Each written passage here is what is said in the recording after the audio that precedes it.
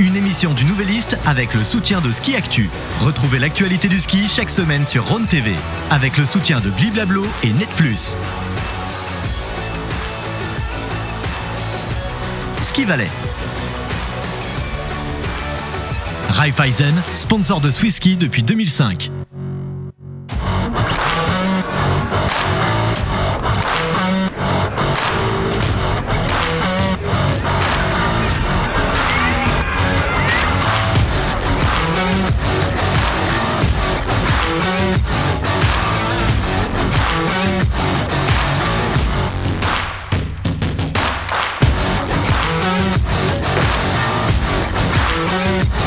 Bonsoir, bienvenue dans l'après-ski. On vous avait promis des nouveautés pour cette nouvelle saison. En voici une. Nous sommes ici à Sierre, à la salle du Bourgeois, une émission en public délocalisée, mais le concept ne change pas. Nous allons parler ski avec des invités de renom, Marine. Et oui, et on commence avec Mallory Blanc qui a fêté son premier podium la saison dernière à Saint-Octone. Bonsoir Mallory. Bonsoir.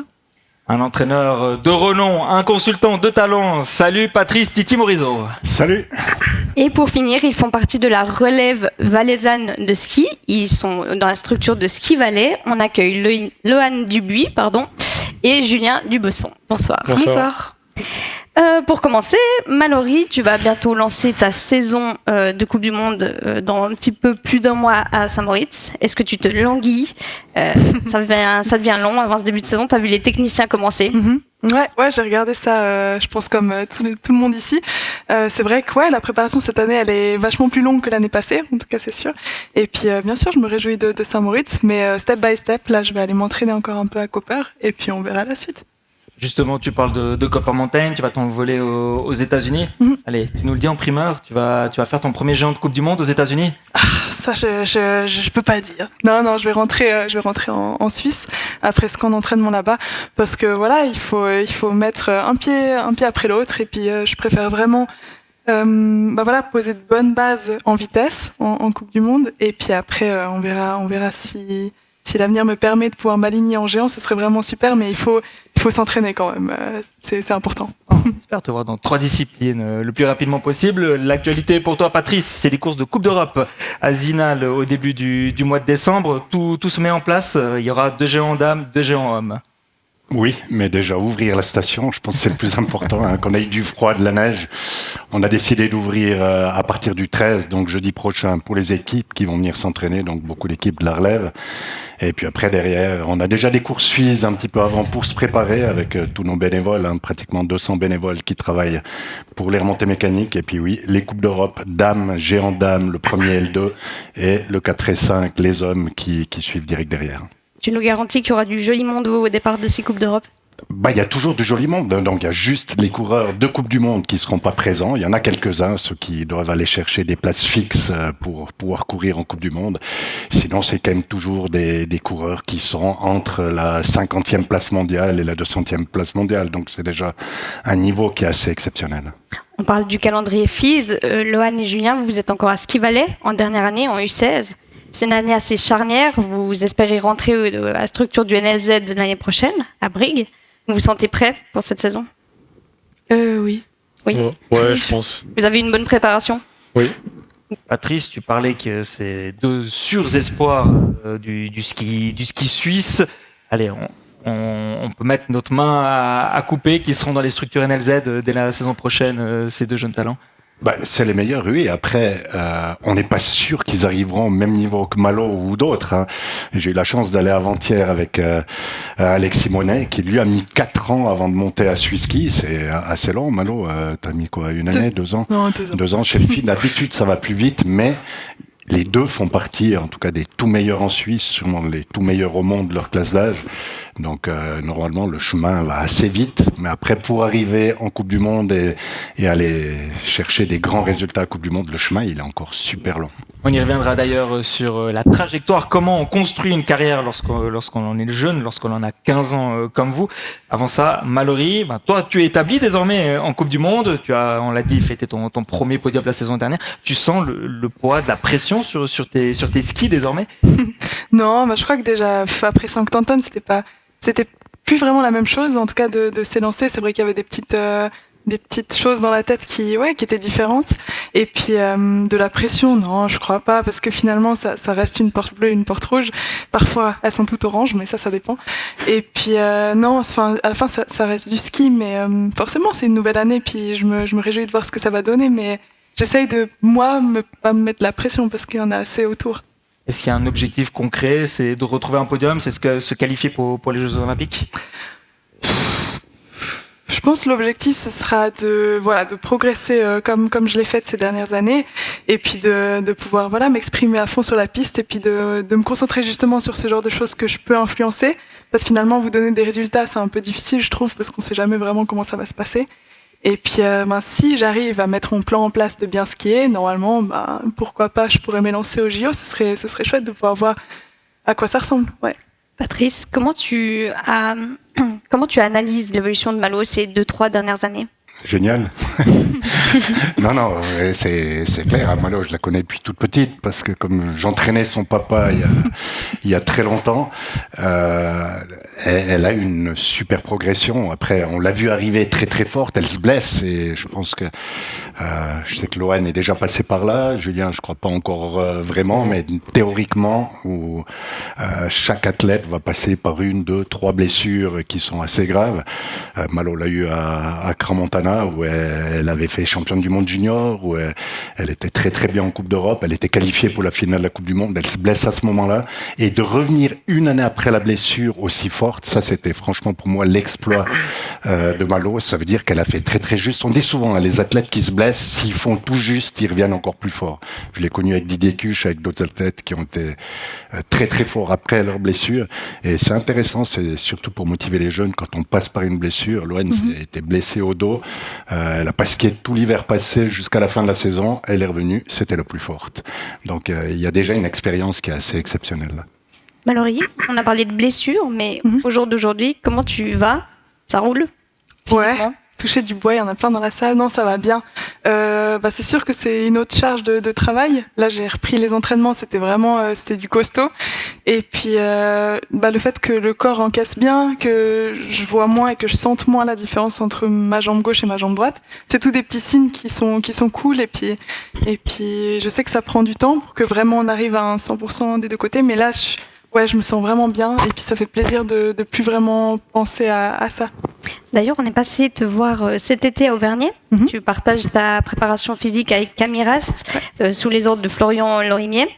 On vous propose de regarder la différence entre la préparation d'une slalomeuse ou d'une personne qui fait de la technique avec une qui fait de la vitesse. Regardez.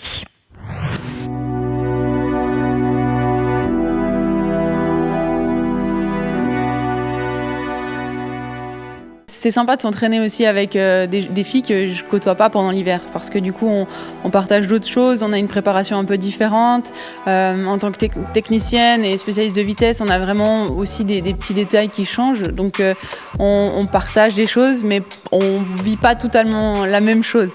Donc c'est aussi cool de pouvoir échanger sur autre chose et de partager des moments un peu différents qu'avec ma propre équipe pendant tout l'hiver.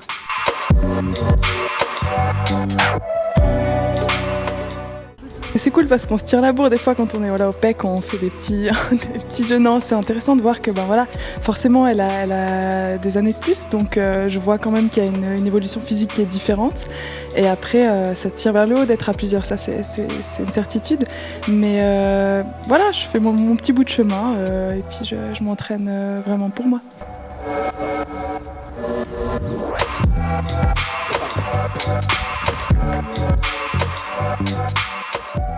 Elles se motivent elles-mêmes, elles vivent aussi un moment sympa ensemble. Et c'est même assez intéressant aussi qu'elles viennent de disciplines différentes, parce que dans tous les cas, il n'y a pas de concurrence entre elles non plus. Donc l'échange est vraiment sincère, spontané. Et ça, c'est plutôt très très facile pour moi. En discipline de vitesse, en discipline technique, la vitesse gestuelle, c'est quelque chose la réactivité, c'est quelque chose qui est important dans tous les sports. Et puis là, donc on peut faire une séance assez commune entre les deux. C'est individualisé, on continue bien sûr. Là, on fait un bon développement, mais après on affine, on continue d'affiner, puis de monter encore en puissance même pour maintenir le niveau jusqu'à la fin de l'hiver.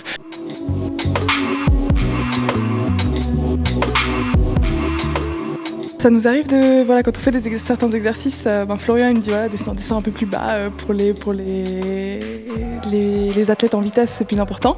Et puis Camille, on voit que c'est quand même plus explosif, plus de rapidité de pied et ça.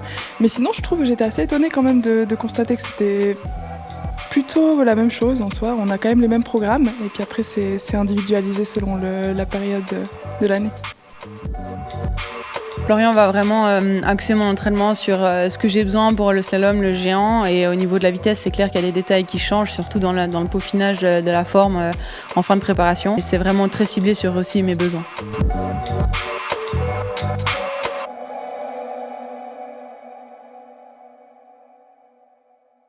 On a vu dans ce reportage, donc Mallory, tu t'es exilée dans le canton de Neuchâtel. C'était important pour toi de voir quelque chose ailleurs qu'en Valais ? Pas forcément, je pense pas que c'est ça la première motivation, la motivation de mon choix d'aller là-bas, mais c'était plutôt une histoire de feeling et puis justement ça passait bien, le courant passait bien avec Florian et puis passe toujours bien d'ailleurs aujourd'hui, je suis très contente de mon choix et puis même maintenant ça fait du bien d'aller voir un peu du lac qu'on n'a pas ici et puis je suis vraiment contente parce que c'est quelqu'un qui aime aussi, qui partage son expérience, qui connaît beaucoup de choses sur beaucoup de sujets, et puis de pouvoir comprendre ce qui se passe, puis comment ça se passe, c'est quand même assez, c'est enrichissant, puis ça donne du sens à ce qu'on fait. Donc, c'est sympa par Neuch. Loane, Julien, on connaît moins la préparation estivale des jeunes athlètes. Loane, typiquement, est-ce que tu peux nous expliquer en 2-3 mots qu'est-ce que vous faites l'été ? Est-ce que ça ressemble à une préparation d'un athlète de Coupe du Monde ? Je pense déjà on s'entraîne moins physiquement, on fait plus... En été, je pense qu'on fait plus de ski et ça. Mais après, c'est un peu plus individuel l'été, la condition physique, etc. Julien, est-ce que vous entraînez également en groupe ou c'est vraiment tout seul ? Vous devez chercher un peu comment vous en sortir dans ce milieu qui est pas forcément facile. Alors nous, notre team, c'est un peu surtout en groupe. On fait aussi un peu à côté tout seul, mais c'est plus en groupe quand même. Patrice, on déborde un petit peu sur la thématique d'après.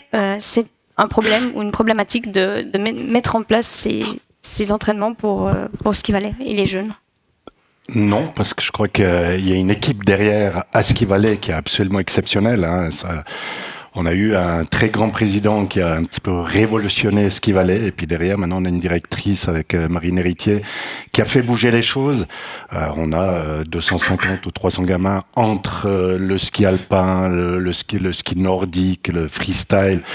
Et donc, on essaye de les accompagner le mieux possible et surtout de leur donner les possibilités d'avancer. On voit un engouement qui est assez exceptionnel avec les résultats du ski suisse.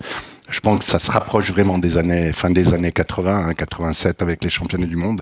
Et puis ces résultats de Malo, de tous ces skieurs suisses qui sont géniaux, ça nous montre vraiment qu'il y a énormément de jeunes maintenant qui font du ski. Au ski Team Anivier, pour donner un exemple, il y a 5-6 ans, quand j'ai commencé avec le team, on avait même pas une dizaine de jeunes qui étaient à Ski Valais, on en a 25 maintenant, donc ça montre vraiment que l'engouement est là, et c'est que du bonheur de voir ces jeunes faire du sport, je crois que c'est le plus important. Comment se construit une carrière de jeune athlète jusqu'au cirque blanc ? On en parle dans la prochaine thématique, mais avant ça, on passe une courte page de publicité.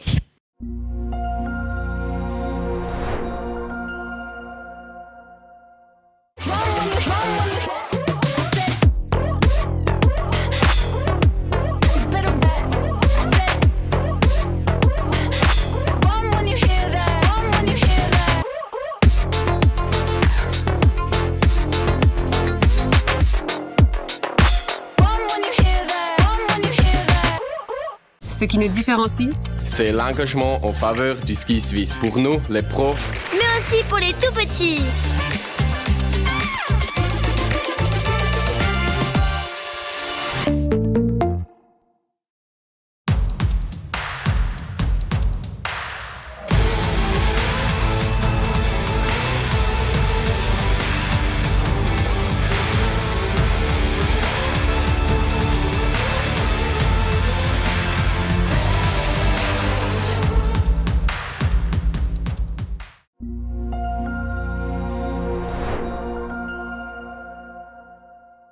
On est de retour à Sierre, à la salle du Bourgeois, avec nos 4 invités. On va parler de la construction d'une carrière, des jeunes années jusqu'au cirque blanc. Il y a beaucoup d'appelés, peu d'élus, énormément de sacrifices. Patrice, toi qui as l'expérience de coach, de consultant, combien d'athlètes réellement arrivent au sommet de la pyramide ? Moi, je pense que c'est plus ou moins le 1%. C'est très très peu qui arrive jusqu'au sommet. Mais on a vu avec ce qu'a mis en place Pirmine-sur-Brienne il y a quelques années, là on a beaucoup de Valaisans.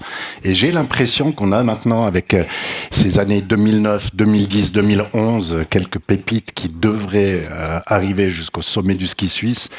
Mais moi je serais pas étonné de voir 7-8 Valaisans, Valaisannes dans les années prochaines. Donc ça veut dire pour des champions du monde en 2030, 2035, être vraiment tout devant parce que la qualité en tout cas là. Donc on se retrouve en 2031 à Val Gardena, vous l'avez compris, ça. Patrice, évidemment, pour arriver, on l'a dit, au sommet de la pyramide, il y a énormément de sacrifices à faire. Oui, mais il y a aussi beaucoup de plaisir. Il y a des sacrifices, mais il y a énormément de plaisir derrière. Ces jeunes, ils sont passionnés du ski, ils aiment s'entraîner. Et puis, c'est clair qu'ils s'entraînent beaucoup plus maintenant que nous dans notre temps. Moi, j'ai été chef alpin de l'équipe valaisanne, je crois que c'était en 89-90. Je crois que c'est des athlètes qui sont bien plus performants qu'il y a 20 ou 30 ans en arrière. Et de toute façon, ils arriveront que par le travail. Ils arriveront pas que par leur talent. Et ça, c'est le plus important, c'est ce qu'ils doivent savoir. Donc, souvent, on a des jeunes, et souvent de stations où c'est un petit peu plus facile de s'entraîner, qui sont très très forts, très jeunes, mais après, ils sont rattrapés par d'autres qui s'étaient un petit peu moins entraînés. Tandis que là, maintenant, tout le monde a plus ou moins les mêmes possibilités d'entraînement. Et puis, à un certain moment, c'est le travail qui fait la différence par rapport au talent. Parce que là, c'est sûr que c'est des talents purs. Donc, juste voir si c'est sûr qu'ils sont capables de s'entraîner autant que les meilleurs. On parle de sacrifice, mais aussi beaucoup d'encouragement des parents. Il y a beaucoup de trajets. Mallory, toi, maintenant tu es en Coupe du Monde, mais est-ce que ce chemin, il a été un peu sinueux, difficile ? Ouais, c'est sûr. Déjà, le ski, c'est un sport qui coûte aussi, faut le dire. Et puis, après, ça coûte aussi en énergie, quoi, parce que mes parents, le week-end, ils se levaient. Alors après, c'était vite oublié parce qu'il y avait l'apéro à midi avec les autres parents d'athlètes. Mais c'est voilà la motivation. Hein. C'est pas la même pour Malo peut-être, mais pour les parents. C'est comme ça. Mais ça fait partie du truc aussi. Et puis maintenant, on en parle et puis c'est rigolo. Mais c'est vrai que il faut quand même amener les enfants à gauche, à droite. Et puis c'est sûr que moi, mes parents, je les remercie parce que ça a pas été toujours facile. Mais après, comme le dit Patrice, c'est des moments de plaisir, de partage, puis qu'on n'oublie pas. Donc je crois qu'il y a des sacrifices, mais ces moments de bonheur-là, ils valent largement ces sacrifices. Lohan, Julien, on voit les athlètes de Coupe du Monde, on a les yeux qui brillent. Est-ce que vous avez l'impression que c'est loin ou que finalement ça peut aller vite et que c'est tout proche ? En soi, je pense qu'on a encore beaucoup de travail, donc c'est quand même assez loin, mais si on regarde avec les années, notre âge et ça, voilà quoi. Ça peut aller vite. Oui. Finalement, vous allez vite être à Brigue et peut-être vite à Suski et vite en Coupe du Monde. Je pense que si on demande à Mallory, ça a été très vite. Ouais, mais c'est vrai, mais je comprends parce que c'est difficile de se rendre compte du truc, quoi. Puis on sait même pas si dans 4 ans on peut encore skier, quoi. Donc c'est assez incertain, mais c'est cool de vivre le moment présent et puis de pas trop se poser de questions, je crois. Et toi, Julien ? Oui.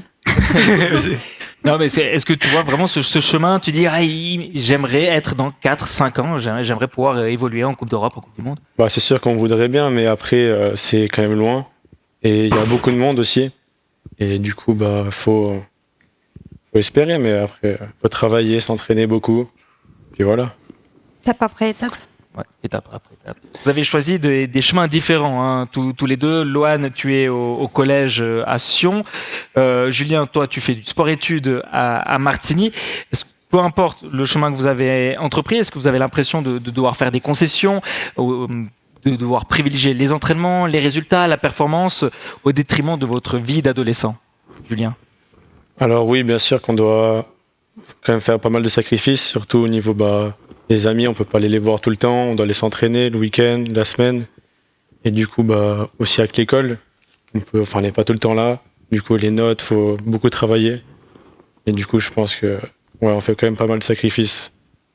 Loane, c'est quand même un plaisir de privilégier son sport, sa passion. Oui, comme il a dit Julien, on doit faire souvent de sacrifices et ça, mais après, on sait pourquoi on le fait, et puis c'est parce qu'on veut, quoi. Et comment c'est représenté dans votre quotidien? Comment vous gérez les entraînements, les compétitions et l'école? Vous avez des aménagements? Comment ça se passe? Alors à l'école de commerce à Martigny, en sport-études, on va à l'école que le matin. À part le lundi, on va toute la journée. Et après, c'est aussi pour louper l'école, pour aller en camp, en entraînement, faire tout ça. C'est aussi plus simple pour louper. Loane, toi aussi, tu as des arrangements plutôt avec l'école? Ouais, j'en ai un peu, des structures SAF, mais après, ça demande beaucoup d'investissement et puis c'est pas toujours simple, mais il faut beaucoup travailler, quoi. Mallory, tu te souviens de ce parcours difficile et puis de devoir demander aux copains les cours et de devoir rattraper tout ça? Ouais, moi j'ai fait aussi 2 ans. Moi j'ai fait 2 ans à la plantation. Et puis c'est vrai que c'était pas la structure vraiment idéale pour ça, mais c'était encore ok. Et puis après je suis partie à Brigue. Puis là-bas c'est vrai que c'est vraiment tout aménagé pour. Donc je me suis vite rendu compte que c'était la bonne décision.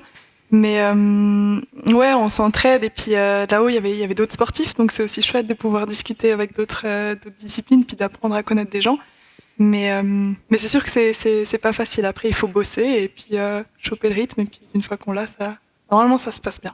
Et est-ce que pour vous deux, c'est un plan d'aller à Brigue, au collège, dans la structure, au centre de performance ou pas? Vous n'en avez pas encore réfléchi? Moi, oui, normalement l'année prochaine. Après, ça dépend tout du ski, mais normalement, oui. Et toi? Oui, aussi. Vous allez monter dans le Haut-Valais?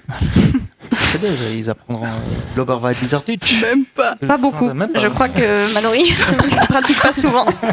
Non, on croit, mais non, c'est trop dommage. Bon, après, c'est comme ça. Mais on fait plus...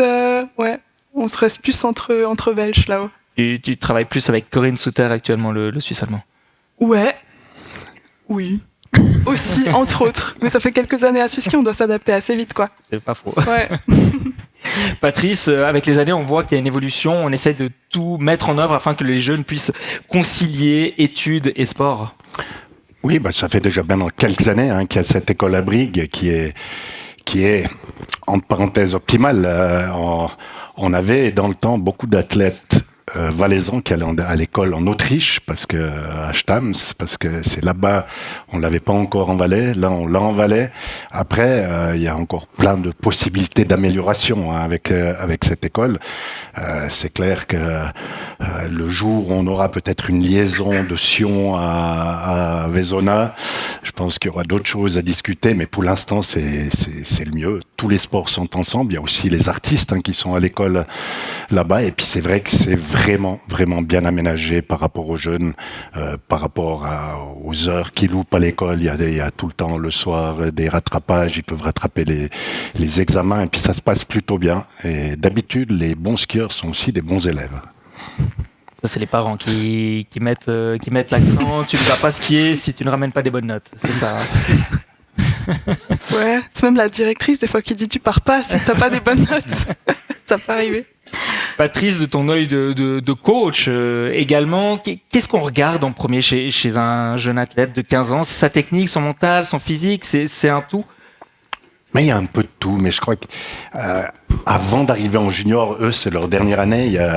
Je crois qu'il y a ce plaisir de skier, cette polyvalence qui est vraiment importante par rapport à cet apprentissage du ski ou de ce qu'est la vie d'un skieur. Après, en tout cas pour par exemple Loane, moi ça serait pas étonnant de la voir dans 2-3 ans en Coupe du Monde, parce qu'on a vu les toutes meilleures au monde. Je lui mets pas la pression, mais pour l'instant c'est une des meilleures, mais on a vu avec des Schifrin, des Robinson, des filles qui, à 17, 18 ans, sont capables de skier très vite. Malo, en tout cas pas vieille. Elle arrivait aussi vite avec les blessures, etc. Mais chez les garçons, il faut un peu plus de patience. Normalement, un garçon qui arrive en Coupe du Monde, en tout cas en Suisse, c'est plutôt 22, 23, 24 ans. Donc là, il faut serrer la ceinture pendant un petit moment. Ça va plus longtemps. Et puis surtout, ce qu'il faut vraiment remarquer en Suisse maintenant, pour aller se faire sa place en Coupe du Monde, c'est pas facile. Alors pour l'instant, c'est mieux d'être une fille, parce qu'il y a un petit peu plus de place. Chez les garçons, je serais pas tellement slalomeur, je serais pas tellement descendeur. Mais par contre, avec son âge en étant de 2010, normalement, les meilleurs devraient avoir arrêté. Mais c'est le grand problème du ski maintenant, parce que les bons arrêtent le ski. Les plus jeunes qui sont vraiment bons, parce qu'il n'y a pas vraiment une perspective intéressante avec ce sport qui pour moi est super dur. Justement, comment faire pour ne pas perdre ces talents qui pourraient exploser plus tard ? En tout cas, on essaye de donner des solutions. C'est déjà de développer la Coupe d'Europe. Et, pour moi, c'est le plus scandaleux maintenant. C'est la Coupe d'Europe. Donc, c'est une Coupe d'Europe qui se fait sur une année. À la fin de la saison, il y a les 3 meilleurs qui ont une place fixe. L'année d'après, en Coupe d'Europe, pour moi, c'est complètement ridicule parce que l'année d'après, ils sont peut-être plus en forme. Et je crois qu'il faut beaucoup mieux vendre ces Coupes d'Europe et il faut peut-être que les 10 premiers des Coupes d'Europe soient sélectionnés et des wildcards en Coupe du Monde. Il faut trouver une solution. Sinon, en tout cas, chez les garçons, ça devient terrible parce que des jeunes de 23, 25 ans ont pratiquement zéro chance maintenant d'aller en Coupe du Monde. Donc, je pense que la FIS doit trouver des solutions. Le deuxième niveau de la Coupe d'Europe doit être beaucoup mieux vendu. Et puis, que ces jeunes aient après, le problème, si on donne 10 places, c'est possible qu'il y ait 6 Suisses derrière. Et le but, c'est clair qu'en Coupe du Monde, ça, je comprends vraiment qu'on arrive à ce que les courses ne durent pas trop longtemps. Et c'est pour le spectateur, c'est important, mais il faut qu'on vende beaucoup mieux le ski au niveau mondial et surtout au 2e échelon, voire 3e échelon. Mallory, tu as eu une progression linéaire. Tu es passé de ski valet en course FIS, en Coupe d'Europe, les championnats du monde junior, puis la Coupe du Monde. Est-ce que tu penses qu'il y a un plan de carrière en étant jeune, parfait ? Ou bon, tu as aussi été blessé. Ouais. Mais est-ce que tu penses qu'on peut s'imaginer avoir ce plan de carrière parfait ou il ne faut pas se l'imaginer parce que justement il peut y avoir des imprévus? Bon, c'est peut-être une réponse facile, mais j'ai l'impression que dans le ski, que ce soit au niveau du physique, on peut être grand, petit, plus costaud, un peu moins costaud, et puis tout marche. Donc j'aurais tendance à dire qu'il y a plein de chemins possibles pour arriver au haut niveau. Après, c'est sûr que sans blessure, c'est toujours mieux. Mais comme l'a dit Patrice, c'est assez inévitable. Après, il y en a qui arrivent à passer entre les gouttes. Mais à mon avis, je sais pas ce que toi t'en penses, mais j'ai l'impression qu'on peut monter au niveau par plusieurs chemins. Oui, on peut, mais moi je préfère être plus grand qu'être plus petit dans le ski alpin. Non, il y a de tous les physiques. Après, l'important, c'est d'arriver vraiment à s'adapter. C'est clair que la technique de Malo n'est pas du tout la même que la technique de la Ragout Berami. Comme celle de Sennheiser n'est pas la même que celle de Rocha, etc. C'est important. Puis après, chacun trouve son chemin.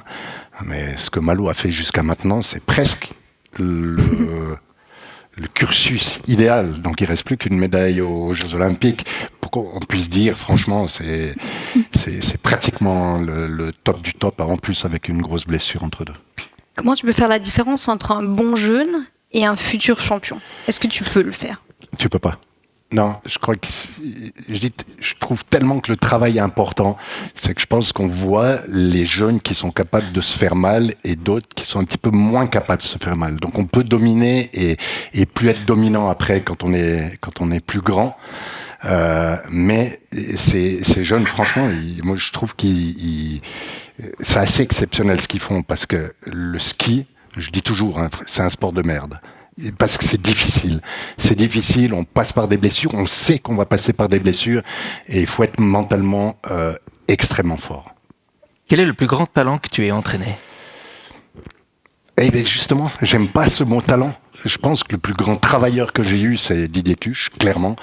Didier Desfagot, c'était pas un grand talent. Il est arrivé par le travail. Didier Cuche, c'était la même chose. Beaucoup sont arrivés par le travail. Didier Cuche a eu 4 grosses blessures. C'était tibia péroné, fémur, 2 fois les croisés, etc. Il est passé par plein de choses. Mais c'est des champions qui ont jamais rien lâché. Et puis je dis, ces jeunes, ceux qui arrivent, ils sont pas comme nous. Ils sont différents, ils ont quelque chose, je sais pas si c'est il y a quelque chose qui est différent des gens comme nous. Je discutais avant avec Julien, j'ai très très bien connu son papa, qui est en face de moi. C'était sûrement un des plus grands talents du ski à une certaine période. On a skié un petit peu ensemble. Nous, on n'est pas arrivés parce qu'on n'avait pas ce truc qui fait qu'on était capable de se faire encore plus mal. Et pour ces jeunes, moi, je sais que c'est les meilleurs pour l'instant. Et ils seront les meilleurs au monde s'ils arrivent encore à aller chercher ce truc qui est spécial à tout champion. Julien, t'es un meilleur travailleur que ton père ? Oui, je pense. Il a plus tiré de la maman. Peut-être. Vous deux, quels sont les athlètes que vous admirez ? Est-ce que vous avez des idoles, des skieurs auxquels vous vous identifiez déjà ? Loane ? Moi, du coup, Mallory, vu que déjà elle m'a beaucoup, elle m'a un peu remonté le moral quand j'étais blessée, que j'ai vu qu'elle s'était blessée, qu'elle était revenue très fort, du coup, ça m'a motivée et tout. Et après, je pense que j'en ai pas un en particulier, c'est un peu tous. Ils ont tous il y a beaucoup de choses que j'admire chez beaucoup de gens et puis j'en ai pas forcément un en particulier. Et toi, Julien, est-ce que t'as un skieur, une skieuse que tu admires ? J'en ai pas vraiment un parce qu'ils sont tous très forts. Mais je pense Loïc Meillard surtout. C'est un Valaisan. Il fait des très bons résultats. Il travaille beaucoup, je pense. Et du coup, voilà quoi. T'as dû regarder l'émission de la semaine dernière alors ? Non. Tu seras prêt. Ils sont pas prêts, ils nous suivent pas. Non. Vous suivez ces athlètes notamment sur les réseaux sociaux. Loane, Julien, quel est votre rapport à ces réseaux sociaux ? Est-ce que vous êtes beaucoup dessus ou pas ? Un peu trop, ouais, je pense. Il y a maman qui contrôle le temps d'écran. Non, et toi, Julien ? Je pense que je suis aussi beaucoup dessus, mais après, c'est aussi important au niveau les sponsors aussi pour faire de la pub pour eux. C'est aussi important de pouvoir avoir de la visibilité, je pense. Patrice, tu aurais un conseil à donner à ces jeunes vis-à-vis des réseaux sociaux ? Je suis très très mauvais sur les réseaux sociaux, donc non, je crois que chacun fait un petit peu comme il peut, mais les jeunes sont nés avec les réseaux sociaux. Et puis j'ai entendu beaucoup d'athlètes qui ont dit, moi quand j'ai stoppé un peu les réseaux sociaux, où je me suis mis des vraies règles, ça va beaucoup mieux. Donc il faut faire attention de ne pas se laisser happer par les réseaux sociaux et que ça prenne du temps sur les études, sur l'entraînement. Parce que on évite, moi je suis un des premiers à être pratiquement tout le temps sur mon téléphone et c'est pas super agréable pour les autres. Mais du reste, en tout cas dans les équipes, il y a des règles qui sont assez claires. Pas de téléphone sur les pistes, pas de téléphone au repas, etc. Je pense que c'est important. Il ne faut pas vous laisser happé par tout ça. Mallory, toi, tu n'es pas une grande adepte des réseaux sociaux ou... Pardon. Tu n'es pas... Non, tu n'es peut-être pas l'athlète qui poste le plus de choses sur Instagram. Après, peut-être tu y passes beaucoup d'heures, mais ça, on ne saura pas. Non, c'est vrai que c'est pas facile parce qu'il y a bien sûr, il y a ce côté-là de sponsor. Donc, on nous demande de produire, mais on nous demande de pas trop consommer. Et puis, c'est un petit peu le piège, je trouve. Mais ouais, c'est sûr qu'il y a des... Moi, j'en ai parlé avec Florian qui l'expliquerait bien mieux que moi, mais il y a des études qui sont sorties qui montrent vraiment qu'en scrollant pendant un moment, en fait, on devient moins performant après sur une répétition de squat ou quoi que ce soit. Donc c'est vrai que quand on voit ça, c'est assez parlant. Puis on se dit bon, ok, je vais aller moins sur les réseaux. Mais c'est sûr que c'est pas facile de jongler avec ces deux aspects-là. Tu fais pas le temps sur les réseaux sociaux. Du coup, tu passes en cuisine et tu cuisines. J'essaye. T'aimes bien cuisiner. Ouais. Justement, Lara Godberami, elle a complètement stoppé tous ces réseaux sociaux. Après, peut-être qu'elle consulte à titre privé, mais elle ne poste plus rien. Bon, tu nous disais que c'est pas la chose que tu préfères, les réseaux sociaux, mais tu as quand même réalisé un ou deux posts. Tu vas nous expliquer un peu l'une ou l'autre photo. Alors, Mallory, tu es en cow-boy. Tu vas pouvoir nous expliquer qu'est-ce que tu faisais avec ton pistolet, ton chapeau de cow-boy exactement là. J'ai embarqué ma petite sœur dans cette aventure. En fait, on a reçu par la poste donc cette petite pancarte de Rookie Award. C'est un prix qui est décerné par Swiss-Ski à la Swiss-Ski Night. Et puis, on était un peu obligés de faire un truc, quoi. Donc, je me suis dit, allez, je vais essayer de rendre ça un petit peu marrant et puis de faire quelque chose d'original en même temps. Donc, j'ai pris mes 3 petits lingots de bois que j'avais gagnés à Châtel. Puis, je me suis dit, je vais faire un truc marrant. Mais on voit qu'il y a du budget quand même parce que j'ai fait le chapeau cow-boy Onzer, quand même, qui est maintenant mythique. Non, c'est vrai que, ouais, j'essaye de m'amuser. Puis ça, c'était assez drôle. Mais après, il fallait oser le poster. Tu peux scroller sur la prochaine image. C'était cet été. Tu étais dans les Dolomites avec Prisca Noufer et Corinne Souter. Corinne Souter. Explique-nous, qu'est-ce que vous avez été faire dans les Dolomites ? Ouais, c'était notre premier camp en équipe. Et puis, on a reçu la convocation de notre nouvel entraîneur Steph Aplanalp, Stéphane. Et puis voilà, il avait en tête de faire ce camp d'été, donc un petit peu team spirit, team building. Et puis moi j'ai trouvé ça super intéressant parce que c'est vrai qu'on fait peu de choses comme ça en fait l'été. Et puis ça permettait d'apprendre à mieux se connaître et puis de pouvoir s'entraîner ensemble parce qu'on est toutes un petit peu de notre côté. Et puis c'était chouette de marcher sur la piste l'été, c'est quelque chose d'assez particulier. Et puis en plus de ça, ça nous met un petit peu dans l'optique de cet hiver, dans l'ambiance. Donc c'était cool. D'ailleurs ça se voit, on est tout sourire. Et il y a une dernière image que tu peux à nouveau passer. Ouais. Et un petit mot sur ton fans club qui grandit toujours et encore. Ouais, c'est chouette. Puis là, je crois que la photo, elle est sympa parce que c'était à la Tuile, donc pas loin. Il y avait des gens qui s'étaient déplacés. C'était pas une course facile. Et pourtant, ça fait du bien ça fait du bien de les avoir là et puis de voir qu'ils sont contents, qu'ils sont prêts à boire un verre, peu importe le résultat. Et puis ça, c'est vraiment, ça fait chaud au cœur. Et puis je crois que ça, c'est vraiment un des trucs qui nous revient en tant qu'athlète, c'est de voir que les gens ont plaisir à nous suivre et puis ce partage. Je crois que ça, c'est assez chouette, c'est quelque chose que j'apprécie beaucoup. Donc, merci beaucoup. L'émission touche déjà à sa fin, mais c'est pas fini pour vous. Vous allez avoir un défi, Lohan, Julien et Malo. Patrice, on te laisse choisir. De continuer la toile de la saison 3 de l'après-ski. Donc, vous avez le choix. Soyez créatifs, aussi bons que ski. Et voilà. Et voilà. Ouais, il suffit. Loïc Meillard a fait des portes rouges, des portes bleues. Libre à vous de faire parler votre créativité. Mallory, on sait que tu es une âme d'artiste. On se fait pas de soucis pour toi. C'est un bien gros mot. On verra. Merci à vous quatre d'avoir participé à cette émission spéciale à la salle du Bourgeois. On remercie notre partenaire Raiffeisen qui a mis cette émission en place avec le soutien de Ski Valley et de Bliblablo. Nous on se retrouve la semaine prochaine à 19h, mardi, évidemment, avec de nouveaux invités. Maintenant, place aux artistes, faites-nous rêver.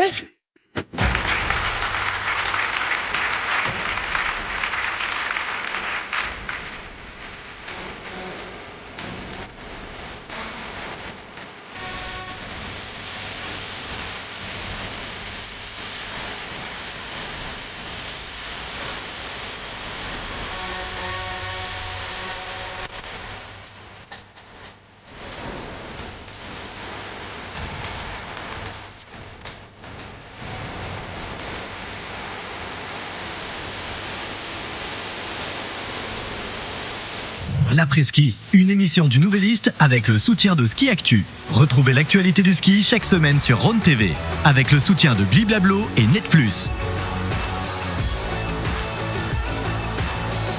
Ski Valley. Raiffeisen, sponsor de Swiss Ski depuis 2005.